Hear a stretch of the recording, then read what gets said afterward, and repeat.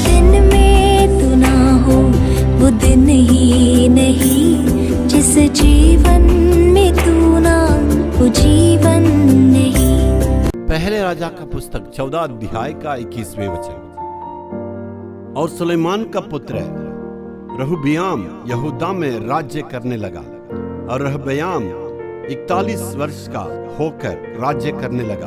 और यरूशलेम, जिसको यहोवा ने सारे इस्राएलियों गोत्र में से अपना नाम रखने के लिए चुन लिया था, उस नहर में वह 17 वर्ष तक राज्य करता रहा। और उसकी माता का नाम नामा था, जो अम्मोनी स्त्री थी।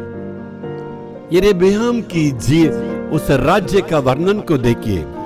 जब उन्होंने सुलेमान के मरने के बाद यहाँ देश 2 टुकड़ा बंटवारा हो गया है। सुलेमान के समय में वहाँ लोग सुखी और खुशी रहते हैं, लेकिन उनका बेटा का समय में देखिए वहाँ पूरे 12 गोत्र 2 टुकड़ा में बांटा गया।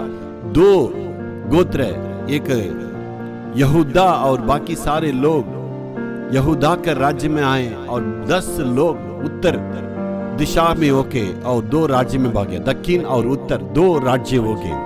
और परमेश्वर जिससे देश से प्रेम करते थे, उस देश 2 टुकड़ा हो गया है। इन्हीं की राज्य में इस प्रकार की दुखी भरी हुई घटनाएं हुई थी। और उस राज्य की स्थिति को देखिए, आजकल जो मसीहों की स्थिति का ठीक उसी के साथ हम तुलना कर सकते हैं। उस राज्य जब कभी दुख, मुसीबतें, परीक्षाएं आई थी, क्लेश आए थे, परमेश्वर के पास आता था और परमेश्वर उन्हें क्षमा करता था और उनको रिहाई करता था सारी मुसीबतों में, बंधन से। जब आशीषों को प्राप्त करते थे, फिर से परमेश्वर के विरोध काम करता था और परमेश्वर उनको दंड देता था। फिर से दंड को सह नहीं सकता, फिर प्रभु के पास आके क्षमा मांगेगा, यानी फिर से परमेश्वर उनको आशीष देगा।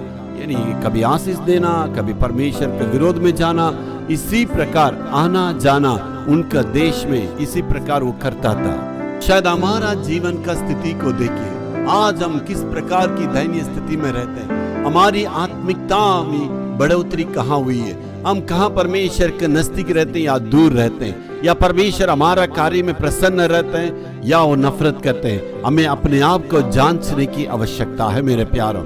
आज आपकी स्थिति क्या? शायद आप परमेश्वर से दूर है, आपका विचार से आप दूर है, आपका कर्तव्य से आप दूर है।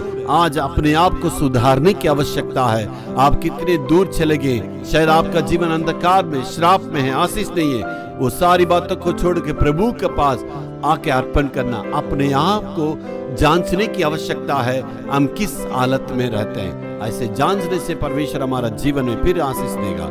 Hallelujah, hallelujah.